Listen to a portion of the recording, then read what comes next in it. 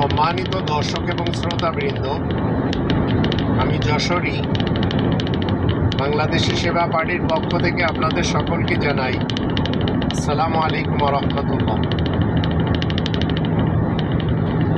আল্লাহ তাআলা শান্তির পৃথিবীতে আজ 2025 সাল 900 কোটি মানুষের বসবাস। তার ভিতরে 4300 ভাষা রয়েছে, আবার 4300-র উপরে রয়েছে ফিরকা, পার্টি, মাসলাক, মাযহাব এবং মতবাদ। তার ভিতরে বড় বড় মতবাদ হলো যা আমাদের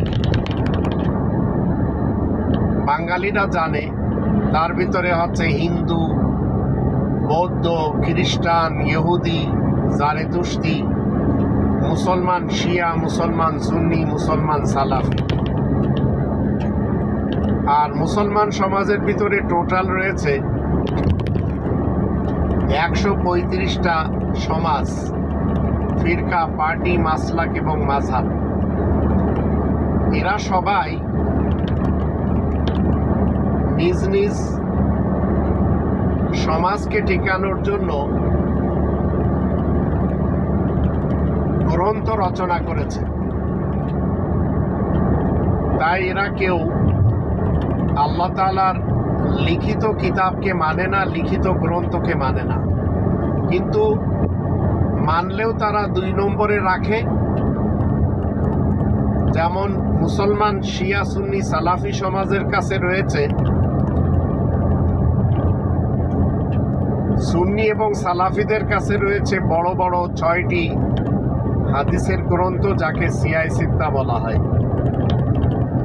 বুখারী, মুসলিম, আবু দাউদ, তিরমিজি, নিসাই, ইবনে মাজাহ।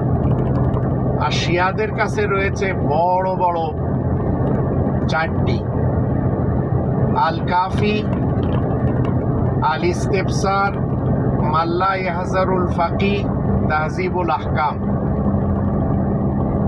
এছাড়া ছোট ছোট রয়েছে অগণিত। কাদিয়ানি মুসলমানদের কাছে রয়েছে 25 খণ্ডে রুহানি খাজাইন।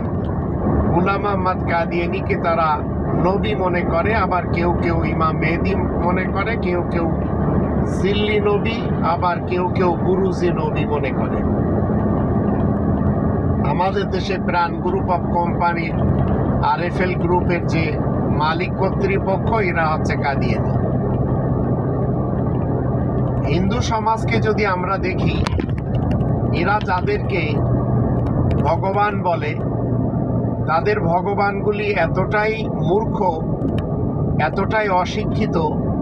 যেমন মুসলমান শিয়া, সুন্নি, সালাফিদের মুহাম্মদ ইবনে আবদুল্লাহ, লোকটি 40 বছর বয়সে বলেছিল, মা আনা বিকারি, আমি মূর্খ, পড়ালেখা জানি না। আর হিন্দু সমাজের যারা ভগবান, তারা নিজেরা কোনো গ্রন্থ রচনা করতে পারেনি, তাই তাদের গ্রন্থগুলি রচনা করেছে ভগবানের শিষ্যরা। বেদ, রামায়ণ, মহাভারত, আবার গীতা, উপনিষদ, এগুলি সব মানুষের লেখা।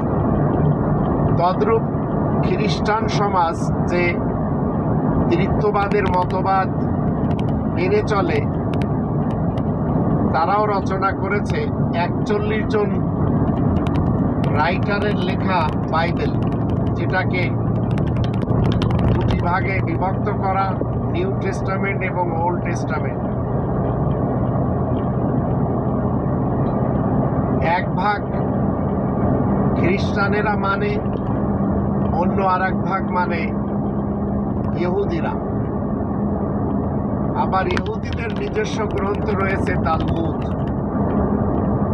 এমনকি যারা জারেতুস্তি সমাজ, তাদেরও গ্রন্থ রয়েছে। তাদের কাছে 2টি খোদা রয়েছে, খোদা ইয়াজদান, খোদা এহরামান। তাদের কাছে গ্রন্থ রয়েছে আবেস্তা, বা যাকে বলা হয় জিন্দাবেস্তা। বৌদ্ধ সমাজ, তাদেরও গ্রন্থ রয়েছে ত্রিপিটক। শিখ সমাজ তাদেরও রয়েছে গুরু গ্রন্থ। এইভাবে যারা সমাজতন্ত্র বিশ্বাসী তাদের রয়েছে দাস ক্যাপিটাল। আবার গণতন্ত্র বিশ্বাসীদের স্লোগান হলো গভর্নিং এবং ডেমোক্রেসি নিয়ে তাদের by the people, for the people, of the people. সবচেয়ে বেশি ধর্মের নামে গ্রন্থ রয়েছে মোল্লাতন্ত্রের লোকদের কাছে, আর রাজতন্ত্রের কাছে রয়েছে রাজার ছেলে রাজা হবে। ঠিক একই কায়দায় আমাদের দেশে বিএনপি মার্কা মুসলমান যারা এবং বিএল বাল মার্কা মুসলমান যারা, এরা এই দুটি ফ্যামিলিকেই মেনেই চলেছে। এই দুটি ফ্যামিলি মূলত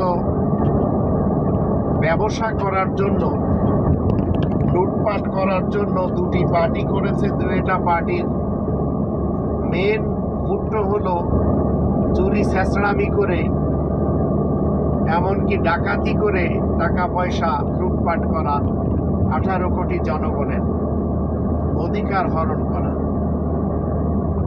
এর জন্য নিজ দেশ থেকে লুটপাট করে কেউ লন্ডনে বসে খাচ্ছে, কেউ আমেরিকায় বসে খাচ্ছে, সবাই লুটপাটও করছে। সবাই যারা তাদের সাথে দিয়েছে তাদের কাছেও হাজার হাজার কোটি টাকার কম অন্তত নেই।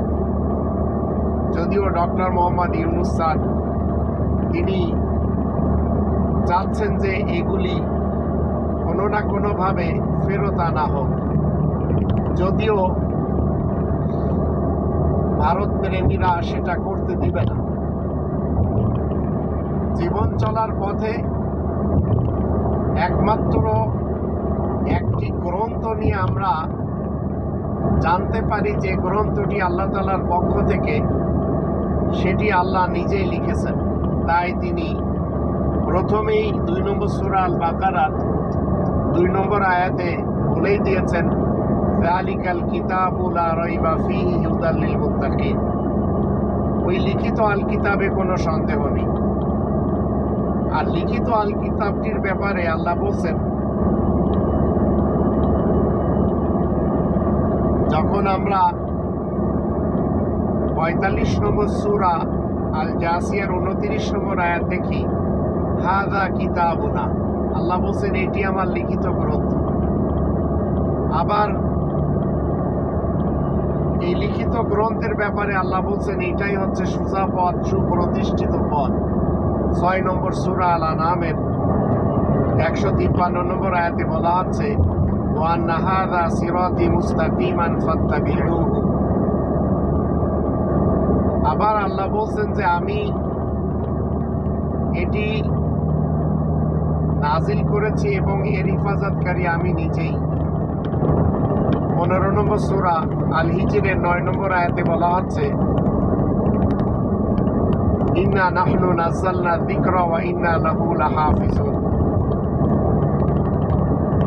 আর এই একটি আল্লাহ তাআলার লিখিত কিতাব, এটির ব্যাপারে আল্লাহ বলছেন যে সর্বযুগের, সর্বসময়ের, সর্বমানুষের জন্য যথেষ্ট হতে হবে। 29 নম্বর সূরা আল আনকাবুতের 51 নম্বর আয়াত মতে, আওয়ালাম ইয়াকফিহিম আন্না আনজালনা আলাইকাল কিতাব ইউতলা আলাইহিম ইন্না ফী যালিকা লারাহমাতাও ওয়া যিকরা লিকওমিন ইউমিনুন। এই কিতাবটি যখন আপনি এবং আমি পড়ব, তখন আল্লাহ বলছেন যে এর ভিতরে তোমাদেরই কথা, তোমাদেরই উপদেশ উল্লেখ রয়েছে। 21 নম্বর সূরা আল আম্বিয়ার 10 নম্বর আয়াত তার প্রমাণ করে। লাকাদ আনজালনা ইলাইকুম কিতাবান ফীহি যিকরুকুম আফালা তাআকিলুন।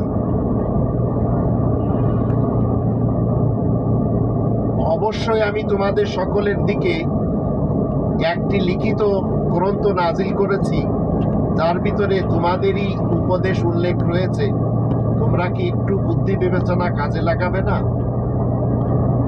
তাহলে আমরা বুঝলাম যে আল্লাহ তাআলা শান্তির পৃথিবীতে শুধুমাত্র একটি গ্রন্থ রয়েছে, যে আল্লাহ আমাদেরকে নিজেই লিখিত আকারে পাঠিয়েছেন।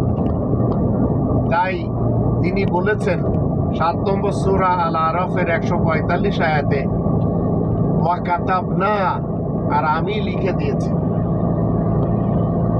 এখন আমাদের চিন্তা করতে হবে, যারা ভগবান মানে, সে ভগবান কতগুলি? 33 কোটি।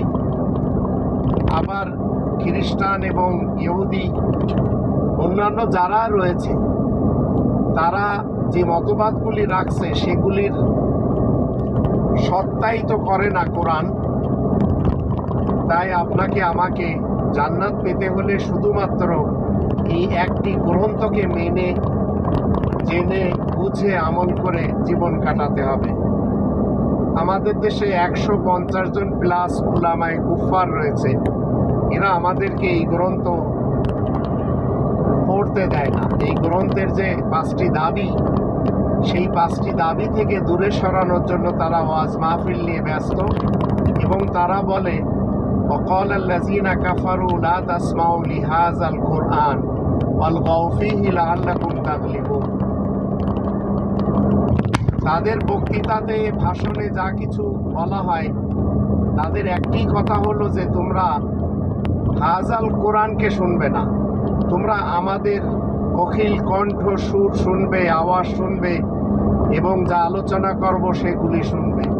তো এই উলামায়ে সামিরি, এই উলামায়ে কুফার, এই উলামায়ে বেশ্যা, এরা আমাদেরকে পথভ্রষ্ট করে রেখেছে। আর কোরআনের 5টি দাবি এরা জানতে দেয় না। আর কোরআনের 1 নম্বর দাবি হলো কোরআনকে শতভাগ বিশ্বাস করতে হবে। 2 নম্বর দাবি কোরআনের ভাষায় কোরআনকে পড়া শিখতে হবে। 3 নম্বর দাবি মাতৃভাষায় কোরআন জানতে হবে। 4 নম্বর দাবি কোরআন মতে জীবন কাটাতে হবে। আর 5 নম্বর দাবি কোরআনের তাবলীগ করতে হবে। এবার আপনারা চিন্তা করে দেখুন, আমাদের কোন পথের পথিক হওয়া উচিত, কোরআনের না এন্টি কোরআনের?